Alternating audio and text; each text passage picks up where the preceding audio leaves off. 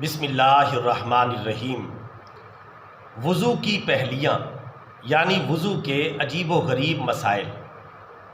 سوال نمبر 1، وضو میں کلی کرنا اور ناک میں پانی ڈالنا جائز نہیں، اس کی کیا صورت ہے؟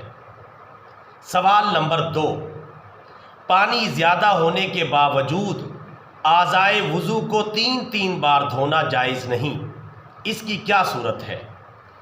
سوال نمبر 3، دوسرے آدمی کو وضو کے لیے پانی دینا جائز نہیں، اس کی کیا صورت ہے؟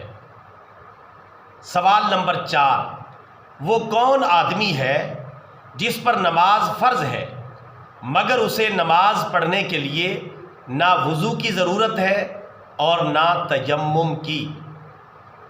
سوال نمبر 5، وہ کون سا مسلمان ہے کہ وہ جس طرح بھی سوئے لیکن نیند سے اس کا وضو نہیں ٹوٹتا؟ اب ترتیب وار ان 5 سوالات کے جوابات پیش خدمت ہیں۔ جواب سوال نمبر 1، جب کہ نماز کا وقت تنگ ہو گیا یا کلی کرنے اور ناک میں پانی ڈالنے سے فرائض وضو کے لیے پانی پورا نہیں ہوگا تو ان صورتوں میں کلی کرنا اور ناک میں پانی ڈالنا جائز نہیں۔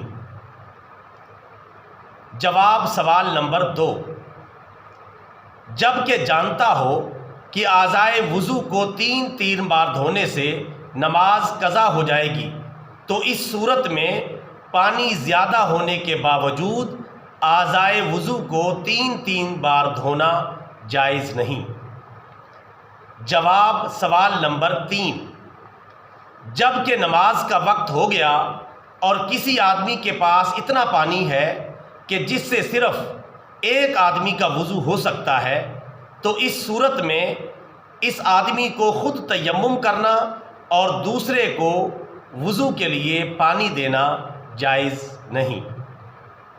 جواب سوال نمبر 4، جس آدمی کے دونوں ہاتھ اور دونوں پاؤں کوہنیوں اور ٹخنوں کے اوپر سے کٹے ہو اور چہرہ زخمی ہو تو ایسے آدمی پر نماز تو فرض ہوتی ہے مگر اس نماز کو پڑھنے کے لیے نہ وضو کی ضرورت ہے اور نہ ہی تیمم کی۔